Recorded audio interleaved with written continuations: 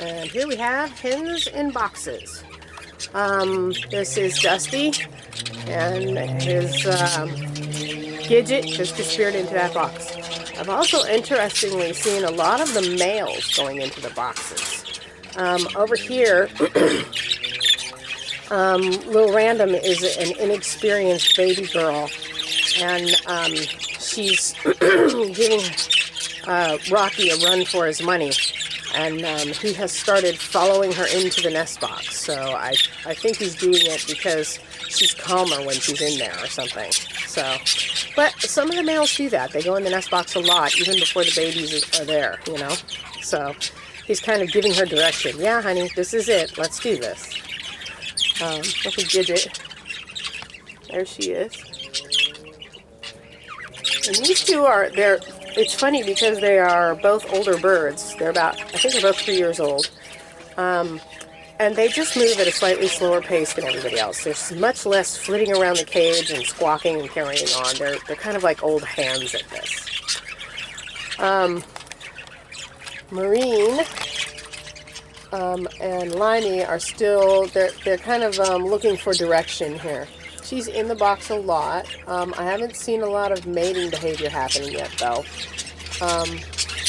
But she's in and out, in and out, in and out. She's still at a kind of a restless stage. She's not going in there and sitting yet. These two, I have never seen Vision go into that nest box, because when I'm here, she's behaving as though she's trying to be invisible. She doesn't do much. She sits in one place. She's certainly loving on her little man there, though. These are the two smallest birds that I'm bothering to breed. And I'm breeding them not for size, but because they both have wonderful feather. They both have wonderful masks. And Vision has a beautiful body shape. So I'll breed them together to perpetuate that, and then breed the offspring to a really big bird and put some size on it. But they are clearly lovers, and I'm sure they'll get busy the minute I walk out of the shed. These two are making some progress. This is Rainbow and Beryl. And Beryl, he couldn't get Rainbow to pay any attention to him at all, and he just went into the nest and sat in there. And once he did that, Rainbow went, oh, okay, you're the guy. So they now spend a lot of time sitting together. They go into the nest together, and they're probably breeding in there. And I saw him feeding her the other day. So they have taken the leap and decided that they're a matched set. Rainbow is also spending longer and longer periods in the nest box. She kind of goes in there in the middle of the day and sleeps in there, and that means she's starting to feel an egg getting cooked up. It's still days out. It could be 4 more days before she lays an egg. But once they start spending more extended periods of time inside the nest box, it means that she's cooking up an egg. These two are kind of slow pokes. They're a bonded pair. There's no question about that. But little Sky she goes into the nest box, but I don't see her spending a lot of time in there. And I haven't seen a lot of mating behavior. Lots of loving and grooming, but they're kind of moving along a little slow. It's clear that Jester is excitable and ready to go, but little Miss Sky is kind of dragging her feet. So, but they'll figure it out. I brought Sparky. Where'd he go? There he is. I brought Sparky in here with Kelly.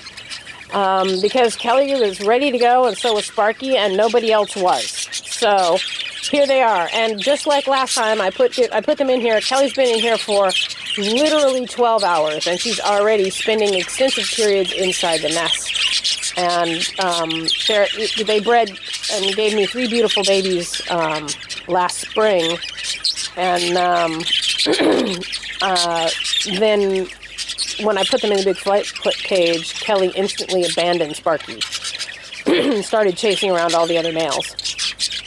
Well, as I brought everybody in here and whittled down the population in there so that there was only 10 birds in there, she rediscovered Sparky. and decided, oh yeah, this guy worked for me. So they started to hook up in the big cage, and I thought, well, they're ready, and nobody else is, so here they are. And I think this is gonna, she's moving at the speed of light. Let's see, Miss Fluffy is spending extended periods in her nest box. She's always one of my first to lay. Your Sprite sitting up here looking like a proud daddy. She's always the first to lay. I fully expect the first egg to come out of her. Lilith is also spending an extensive amount of time in the nest box. Like, she's going to drop an egg pretty soon, too. She's never laid before, though. So, sometimes the first time they lay, they spend a week in that nest box before they finally drop the first egg. And then my last pair, you'll see here, is a real interesting situation. This is Coco and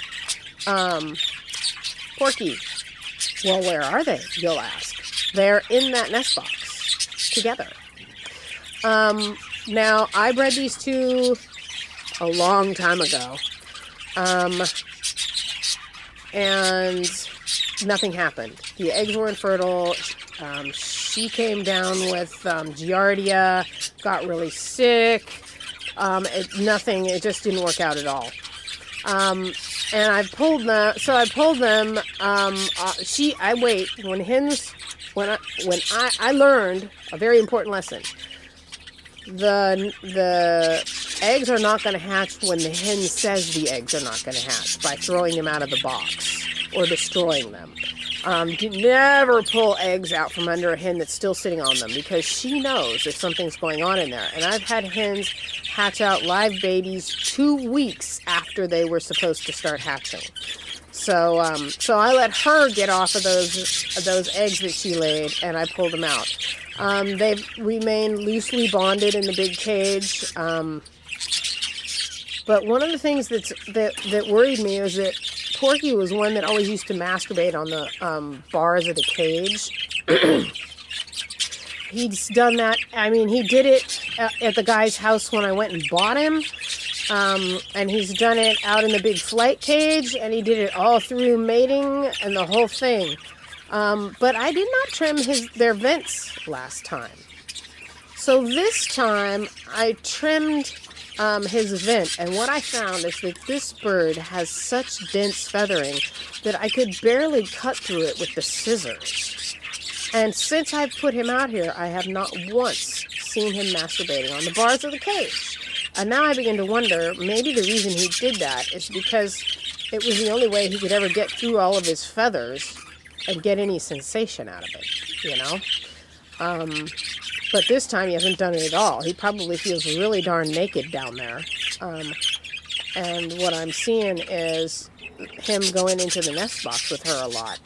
And no masturbating behavior, which is really strange for this bird. So I'm wondering if maybe all that is about his feather is so dense that, you know, he can't get his bits through all the feathers to enjoy his mating. So we'll see, but I have high hopes.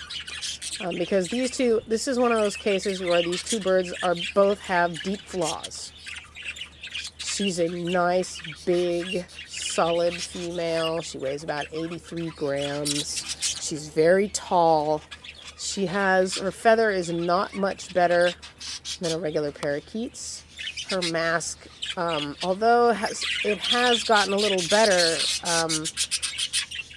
recently she's grown some nicer spots on her mask, on her necklace. It's still too short. So really her biggest value is that huge size that she's got. Porky's flaw is that he's short. He has a nice chest that sticks out. He has this really dense feathering that's just fabulous. But he's short. He's a bulky bird, but he's so short that he only weighs about 60 grams, a little under, like 58 grams, I think. So I'm matching these two up. And also, she is that unfortunate cinnamon gray. It's the dullest, ugliest color that a parakeet can possibly be. However, because she's a female and cinnamon is sex-linked, she will not pass that on to her babies. And Porky brings both Spangle and Dominant Pied into the mix. So her babies, very few of her babies will be plain Janes like her. They'll have nicer colors and patterns and things like that. There won't be any of the chocolate brown wings. They'll be striking black because she won't pass on the cinnamon. And a much deeper, shinier gray than the kind of dull thing that she's got going. If she's split to anything, half of her babies will come out green, maybe even a blue here and there. And what I'm looking for is a bird, one of her babies that gets mama's great big tall stature and daddy's big beautiful wings and pretty curves. So, like I said, both of these birds have deep flaws, but put them together and look for that chick that comes out getting all the best traits from each of them. So I'm really excited about these two. I can hardly wait to see what babies are going to turn out like. So, that's about it. And that's the reading update.